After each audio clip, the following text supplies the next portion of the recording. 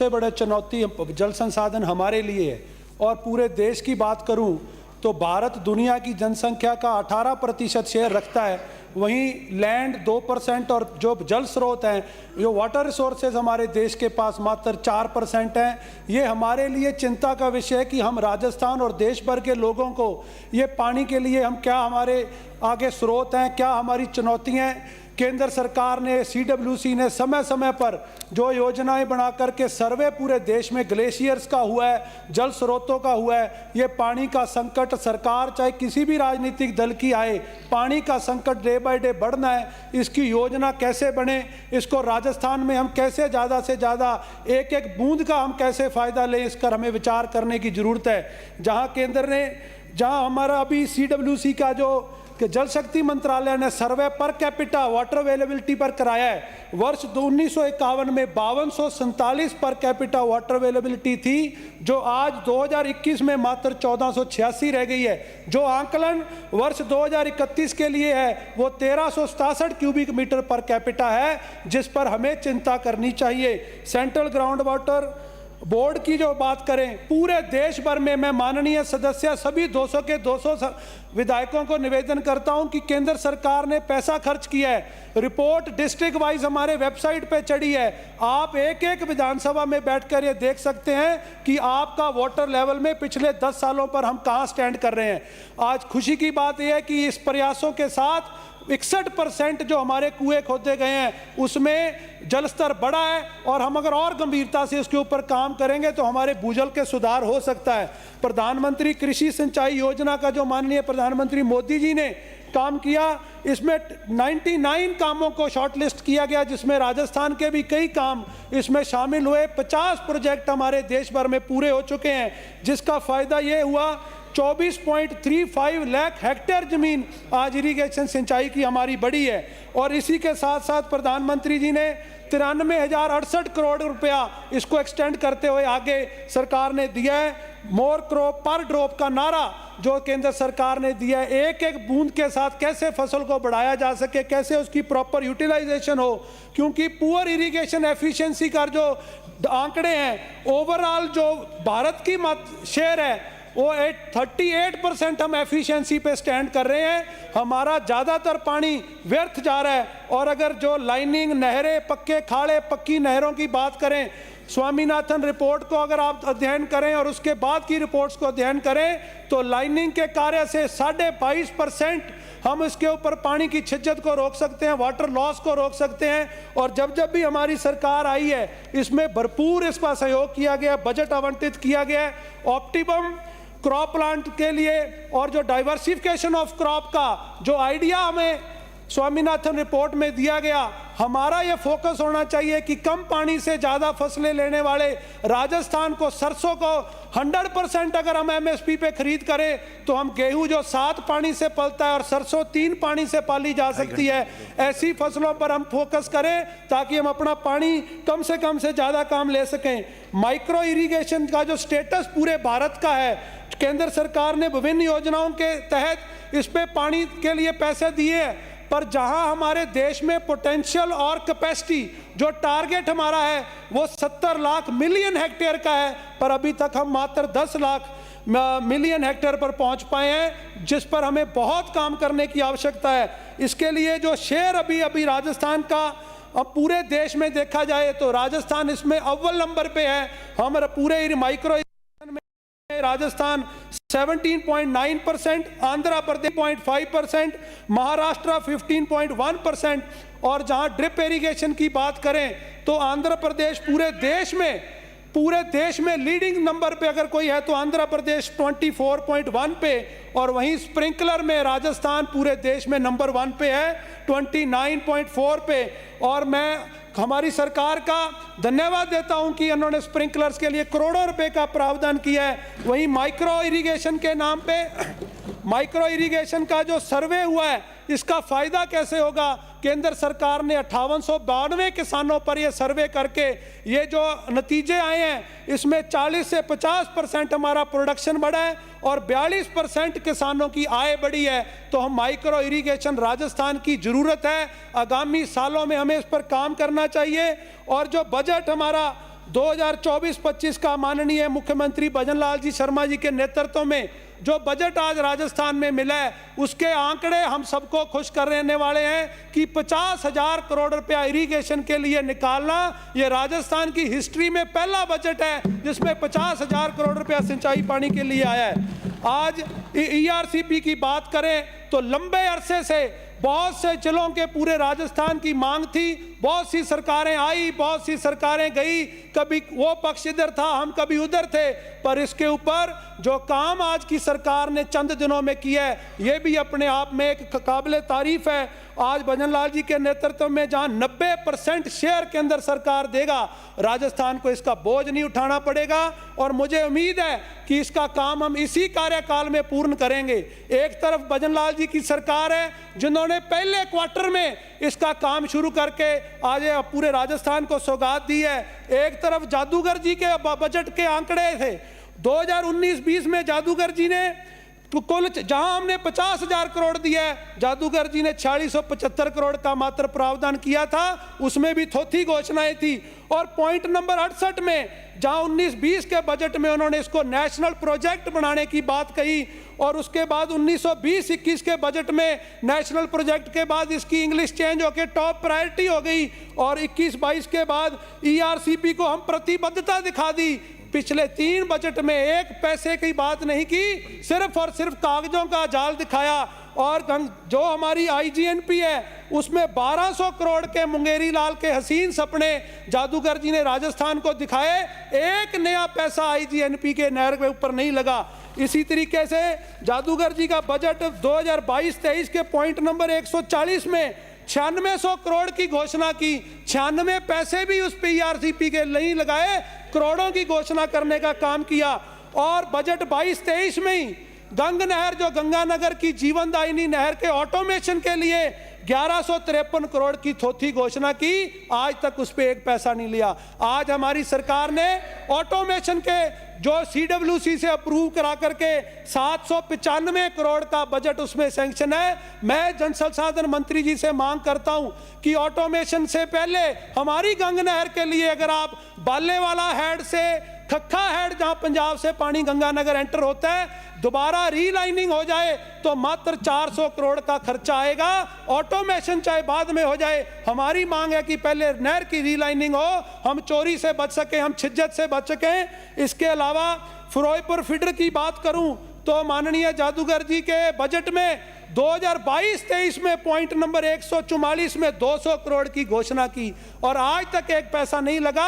आज हमारी सरकार ने PFR जारी हो गई और DPR आज चंडीगढ़ में सरकार के पास पड़ी है। जिस दिन DPR तैयार होकर के केंद्र में जाएगी, 15 दिन के अंदर वहां से प्रोजेक्ट अप्रूव होकर फिरोजपुर फीडर का निर्माण होगा।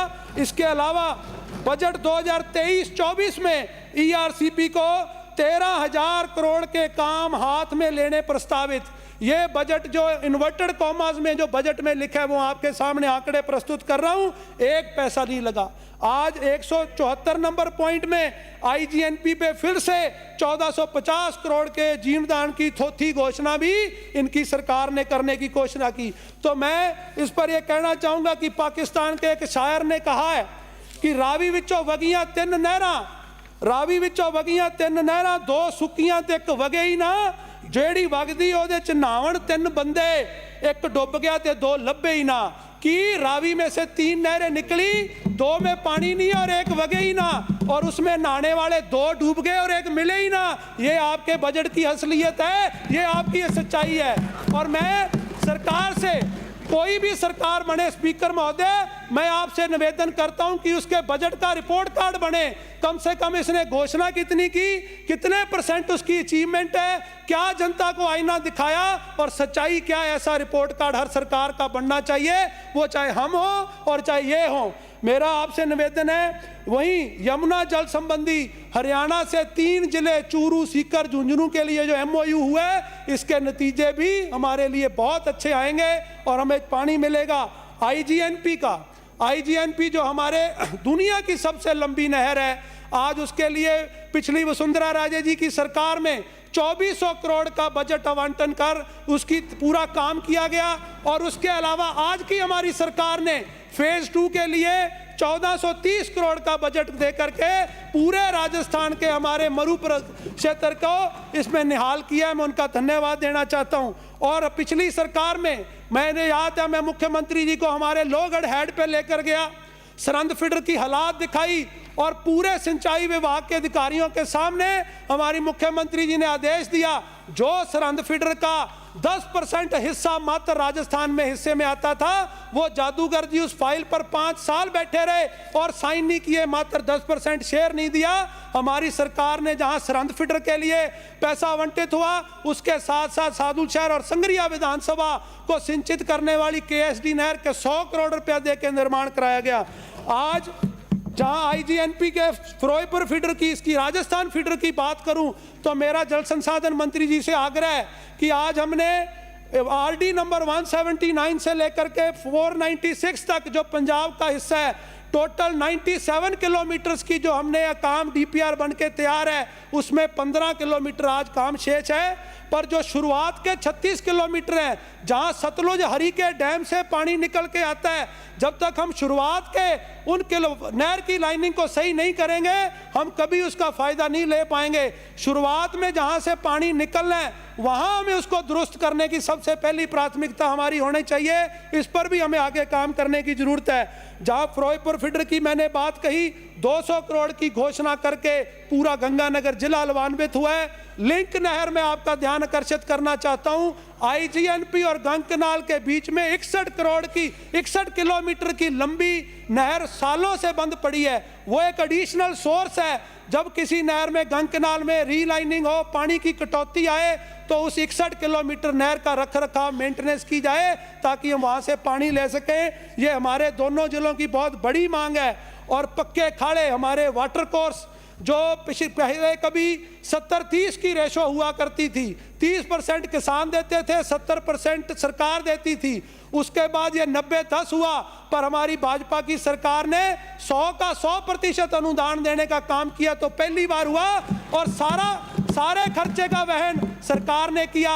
आज उस सरकार में करोड़ों रुपए के खाड़े बने, पर इनकी 5 साल की सरकार में 4 साल ये सोए रहे और पिछली 1 साल में 436 करोड़ की घोषणा इनके बजट में थी, जिसका चौथा हिस्सा भी पानी खर्चे इस वाटर कोर्स पे नहीं हुआ। जो पक्के खाड़े बनवाए, उसकी इतनी क्वालिटी बुरी थी कि आज वो खाड़े 1-1, 2-2 पानी भी पारी नहीं ले पाए। तो मैं जल संसाधन विभाग से ये मांग करता हूं, इनकी जो डिफेक्ट लाइबिलिटी पीरियड है वो मिनिमम 5 साल का होना चाहिए। इसमें कोई रॉकेट साइंस नहीं है, सिंपल ब्रिक्स की लाइनिंग कर रहे हैं, उसके बावजूद भी वो 1 महीना ही ना चले तो किसानों को इससे बड़ा नुकसान नहीं हो सकता।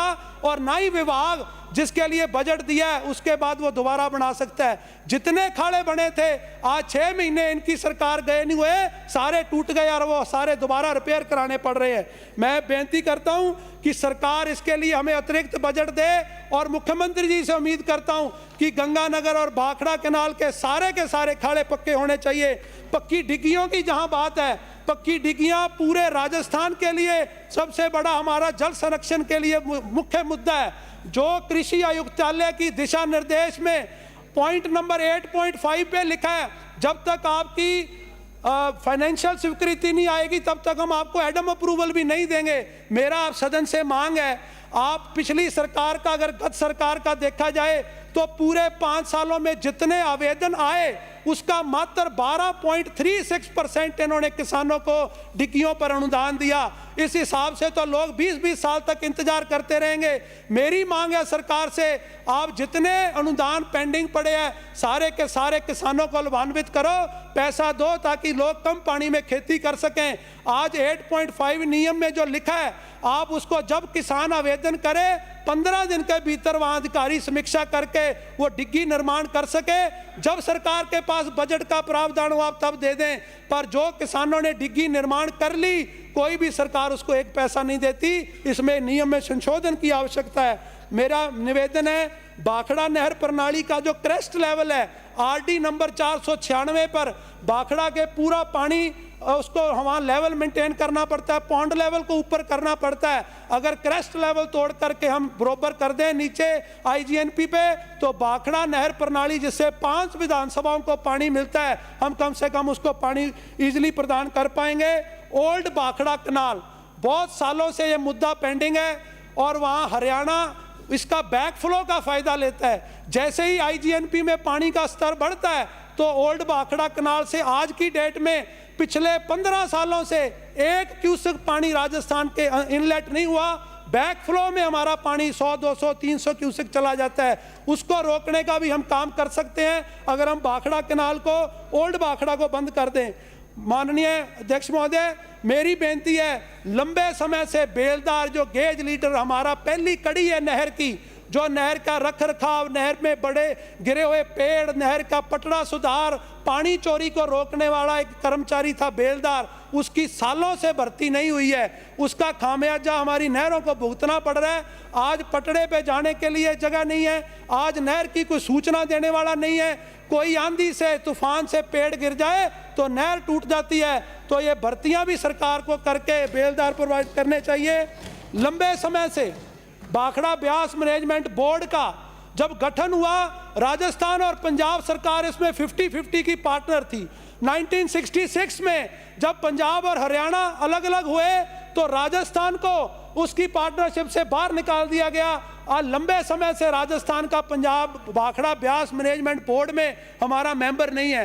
हमारी केंद्र की सरकार ने प्रावधान में चेंज किया है, अदर स्टेट से मेंबर आ सकता है। मेरी सदन से दरख्वास्त है, जल संसाधन विभाग से दरख्वास्त है कि हमें प्रयास करना चाहिए राजस्थान का परमानेंट मेंबर बीबीएमबी में हो, ताकि हमारी आवाज़ को कोई वहाँ उठा सके।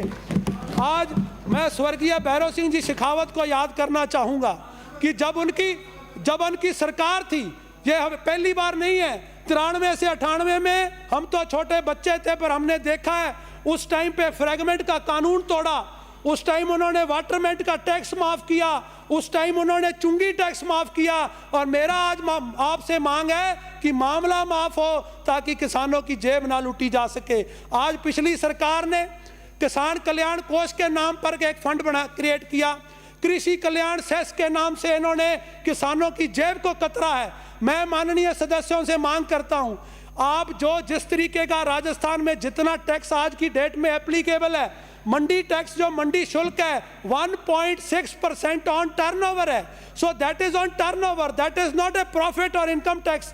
आज जिस प्रकार से इन्होंने कृषि कल्याण सेस लगाया, उसका टोटल एवरेज है 2.6, जो पूरे देश की सबसे महंगी इनकम टैक्स स्लैब से भी ज्यादा है।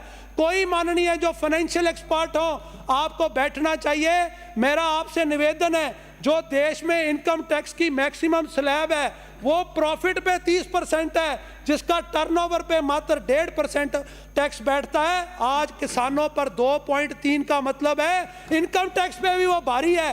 तो मेरी सरकार से मांग है कि कम से कम इन जो टैक्सों के मार्फत इनडायरेक्टली हम किसानों की जेब लूट रहे हैं, उसको काट करके किसानों को राहत दी जाए। स्वामीनाथन आयोग रिपोर्ट में जो towards Indian single market chapter में भी ये कहा गया कि चाहे वो डायरेक्टली इनडायरेक्टली जितने भी टैक्स हैं उनको छूट दी जाएगी, तो किसान को आमदन में बढ़ोतरी होगी, हम उसके ऊपर ये बोझ ना बना पाए। इसके लिए मैं सरकार से मांग करता हूं कि इन सब चीज़ों पर एक कृषि के ऊपर हमारी, चाहे जिस तरीके से सदन में चर्चा होती है, एक दिन आज सिंचाई पे चर्चा हुई है, पर एक दिन स्वामीनाथन रिपोर्ट पे, इरिगेशन पॉलिसी पे, इस पर हमारी चर्चा हो और पूरे हर सदस्य जो अपने अपने ज़िले से आए हैं वो अपने अपने ज़िले की समस्या बता सकें। एक कॉन्क्रीट प्लान अगले 20 साल के लिए बने, क्योंकि पानी की चुनौती डे बाय डे बढ़नी है। इस प्रदेश को हमने कैसे पूरा पाना है, इसके ऊपर कैसे हमारी अप्रोच को सुधारना है। कभी वो सरकार आएगी, कभी ये सरकार आएगी, पर हमारी डायरेक्शन एक तरफ होनी चाहिए। हम कम पानी में ज़्यादा खेती कैसे कर सकें। आज देश का अभी भी 2/3 जो हमारा पॉपुलेशन है वो आज भी कृषि पे निर्भर है।